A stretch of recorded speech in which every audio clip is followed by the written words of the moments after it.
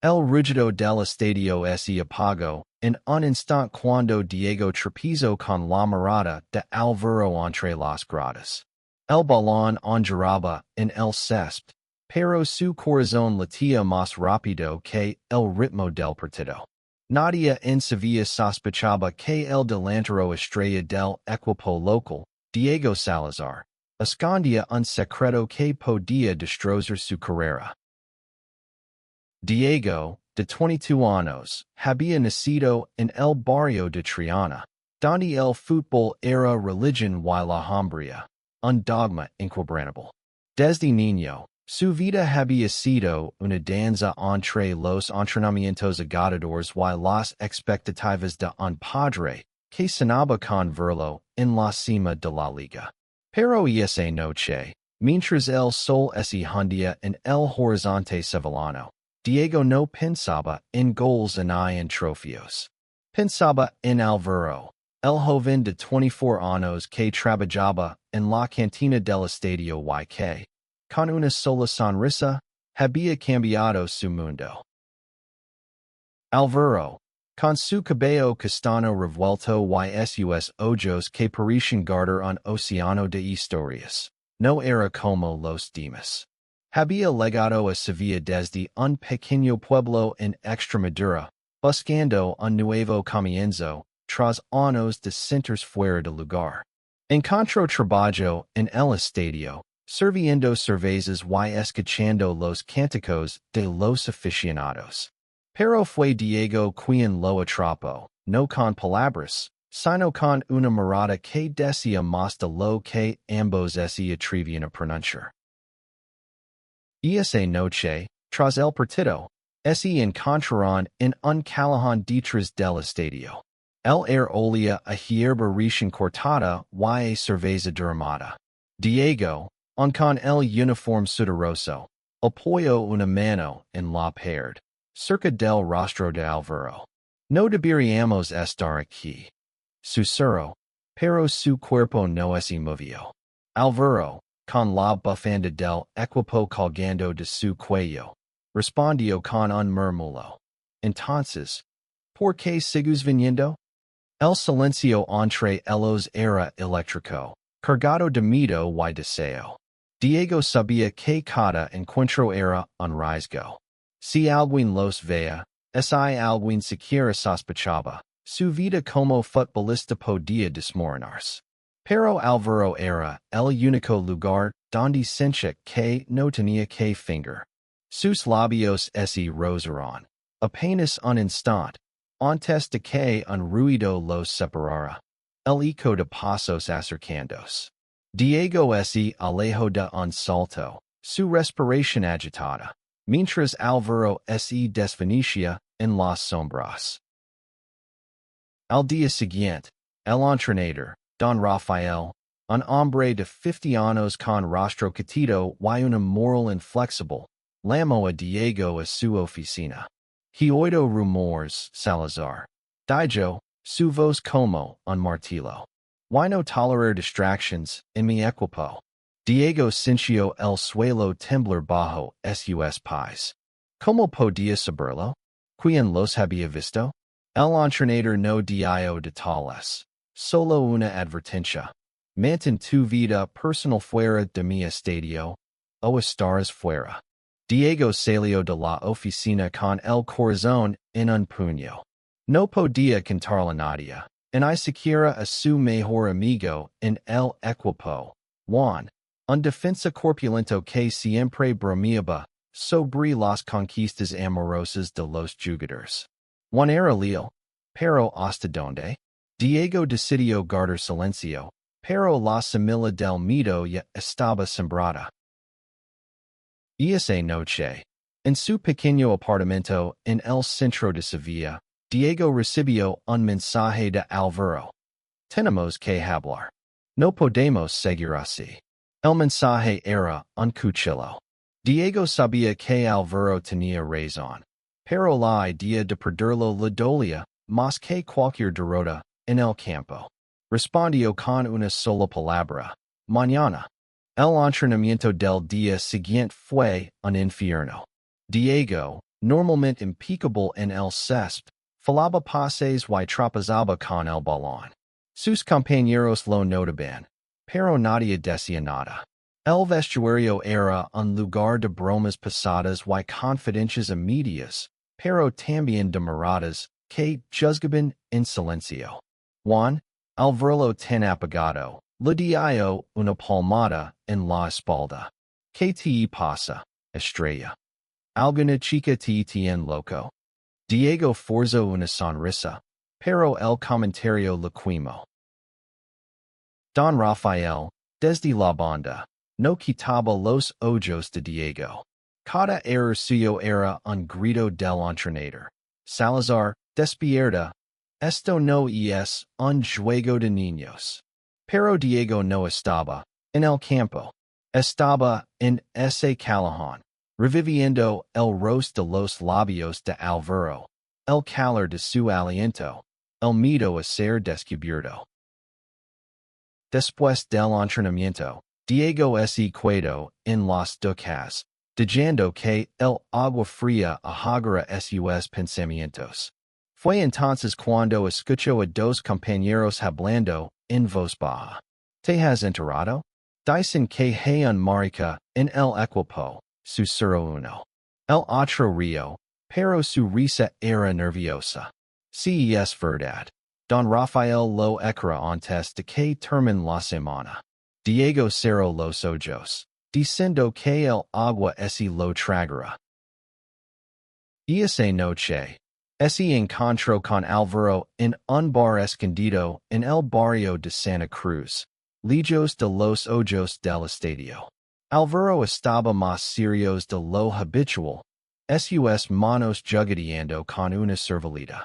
Diego, esto nos está matando, dijo. No puedo seguir escondiendo. Why tú tienes demasiado que perder. Diego quiso protestar, pero las palabras de Alvaro eran un espejo de su propia angustia. Si nos descubren, no solo te ecran del equipo. Tu vida en Sevilla se acabará. Diego tomó la mano de Alvaro bajo la mesa, un gesto pequeño pero valiente. No me importa el fútbol si no puedo estar contigo, dijo, sorprendido por su propia confesión. Alvaro lo miró, sus ojos brillando con lágrimas contenidas. No digas eso, Diego. El fútbol es tu vida. Yo no quiero ser el motivo de que la pierdas. El camarero los interrumpió, y ambos saltaron sus manos como si comeran. La conversación quedó en el aire, pero la tensión entre ellos creció. Diego sabía que Alvaro tenía razón, pero también sabía que no podía imaginar un futuro sin él. Cuando se despidieron, Alvaro le dio un abrazo rápido, susurrando. Piensa en lo que realmente quieres, Diego. Por los dos. Los días siguientes fueron una tormenta. Don Rafael intensificó la presión sobre Diego, criticando cada movimiento suyo en el campo. Los rumores en el vestuario crecían, y Diego sintió las miradas de sus compañeros como cuchillos. Una tarde, mientras recogía su equipo, encontró una nota anónima en su taquilla. Te vimos. Ten cuidado. El papel tembló en sus manos. Alguien sabía. Alguien los había seguido. Diego confrontó a Alvaro esa noche en un parque desierto a las afueras de Sevilla. Nos han visto, dijo, su voz quebrantos. Alvaro palideció, pero no se sorprendió. Era cuestión de tiempo, respondió. Este mundo no está hecho para nosotros, Diego. Pero Diego no estaba listo para rendirse. Vamos, propuso desesperado. Vámonos lejos, donde nadie nos conozca. Alvaro negó con la cabeza. No puedo pedir que dejes todo por mí. Tu sueño es más grande que esto. La discusión los dejó agotados, pero también más cerca. Por primera vez, hablaron de un futuro juntos, aunque fuera imposible.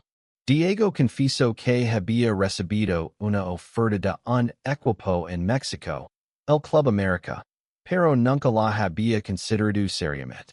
Podríamos empezar de nuevo ali. Dijo, casi suplicando. Álvaro lo miró, dividido entre el amor y la realidad. No es tan simple, Diego.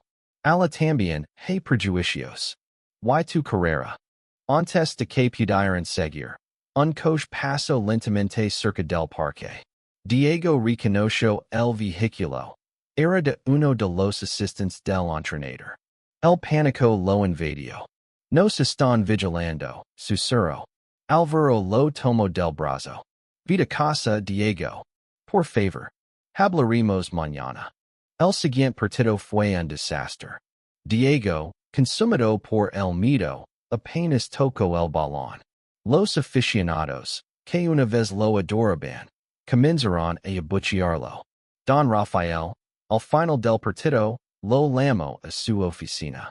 Salazar, estás fuera. Dijo sin preámbulos. No sé qué te pasa, pero no eres el mismo. Y esos rumores. No los tolerar en mi equipo. Diego intentó defenderse, pero las palabras del entrenador eran definitivas. No quiero maricones en mi vestuario. Diego salió del estadio con el corazón roto. No era solo la pérdida de su lugar en el equipo. Era la humiliación, la traición de un mundo que amaba. Desesperado, Diego recorrió las calles de Sevilla, buscándolo en cada rincón. Finalmente, lo encontró en la estación de tren, con una maleta en la mano. ¿Te vas? Preguntó Diego, su voz temblando. Álvaro asintió, incapaz de mirarlo a los ojos. No puedo ser la razón por la que pierdo todo, dijo. Vuelve al fútbol, Diego. Y es lo que eres. Diego sintió que el mundo se derrumbaba. Intentó convencerlo, pero Álvaro subió al tren, dejándolo solo en el andén. Y esa noche, Diego tomó una decisión. Aceptaría la oferta del Club América. No por el fútbol, sino por la esperanza de un nuevo comienzo. México fue un torbellino. El Club América, uno de los equipos más grandes del continente, recibió a Diego con los brazos abiertos. Los entrenadores veían en él un talento puro, una estrella en ciernes. Pero Diego cargaba con un vacío que el fútbol no podía llenar. Cada noche, miraba su teléfono, esperando un mensaje de Álvaro que nunca llegaba. En la Ciudad de México, Diego conoció a Sofía, una periodista deportiva de 28 años que cubría al equipo. Sofía, con su risa contagiosa y su curiosidad insaciable, se convirtió en su amiga.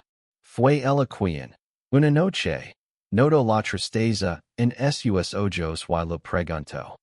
¿Quién te rompió el corazón, Diego? Por primera vez, Diego se abrió. Lo contó todo. Su amor por Álvaro, la expulsión, la huida. Sofía escuchó sin juzgar. Aquí puede ser quien eres, le dijo. México no es perfecto, pero es un lugar donde puedes intentarlo. Diego comenzó a adaptarse. El equipo lo acogió como a uno más, y los aficionados mexicanos, apasionados y leales, lo convirtieron en su nuevo ídolo. Pero el recuerdo de Álvaro lo perseguía. Una noche, mientras veía un partido de la Liga Española en un bar, vio una noticia. Álvaro había regresado a Sevilla y trabajaba como voluntario en una organización LGBT, ayudando a jóvenes a aceptarse a sí mismos. El corazón de Diego dio un vuelco. Álvaro estaba bien, pero estaba lejos. Decidió escribir una carta, no un mensaje, algo tangible que lavara su alma. Te sigo amando, escribió. Pero entiendo que necesitabas tu libertad. Si alguna vez quieres hablar, estar aquí. Envio la carta, sin saber si llegaría a su destino. Meses después, Diego recibió una respuesta. Era una carta de Alvaro, escrita con la misma caligrafía temblorosa que Diego recordaba. Nunca dejé de pensar en ti, decía. Pero tenía que encontrarme a mí mismo primero. Alvaro confesaba que su trabajo en la organización lo había dado un propósito, pero también lo había hecho darse cuenta de cuánto extrañaba a Diego. Diego, ahora una estrella consolidada en el Club América, tomó un riesgo. Invitó a Alvaro a visitarlo en México. Para su sorpresa, Alvaro aceptó. Cuando se reencontran en el aeropuerto, el tiempo pareció desaparecerse. Se abrazaron, lloraron, rieron. Alvaro le contó cómo había encontrado fuerza en su comunidad, cómo había aprendido a no avergonzarse de quien era. Diego, por su parte, le mostró su nueva vida, los partidos, los amigos, la libertad de ser él mismo sin miedo. Pasaron días explorando la Ciudad de México, desde los mercados de Coyoacán hasta los estadios llenos de vida. Una noche, bajo las luces de un estadio vacío, Diego tomó la mano de Alvaro. No quiero volver a perderte, dijo. Alvaro sonrió, su mirada más segura que nunca. No me iré a ninguna parte. Diego y Alvaro decidieron construir una vida juntos en México. No fue fácil. Los prejuicios seguían existiendo, y la fama de Diego atraía miradas curiosas. Pero juntos eran imparables. Diego se convirtió en un símbolo de cambio, usando su plataforma para hablar sobre la aceptación y la diversidad en el deporte. Alvaro, mientras tanto, fundó una organización hermana en México, ayudando a jóvenes LGBT a encontrar su lugar en un mundo que a menudo los rechazaba. Un día, durante un partido crucial contra su eterno rival, Diego marcó el gol de la victoria. Mientras el estadio estaba en cánticos, el correo hacia las gradas, donde Alvaro lo esperaba. Se abrazaron frente a miles de personas, sin miedo, sin vergüenza. La imagen recorrió el mundo. El futbolista estrella y el hombre que amaba, desafiando al pasado. Don Rafael, desde Sevilla, vio la noticia en un bar. El hombre que una vez expulsó a Diego por ser quien era, bajo la mirada, derrotado por su propio prejuicio. Diego, en cambio, miraba hacia adelante. Había encontrado algo más grande que el fútbol, el amor, la verdad y la libertad de ser él mismo. Y así, en un estadio mexicano, bajo un cielo lleno de estrellas, Diego y Alvaro escribieron su propio final. Uno donde el amor venía, donde los sueños no tenían que esconderse, y donde cada joel era un paso hacia un mundo mejor.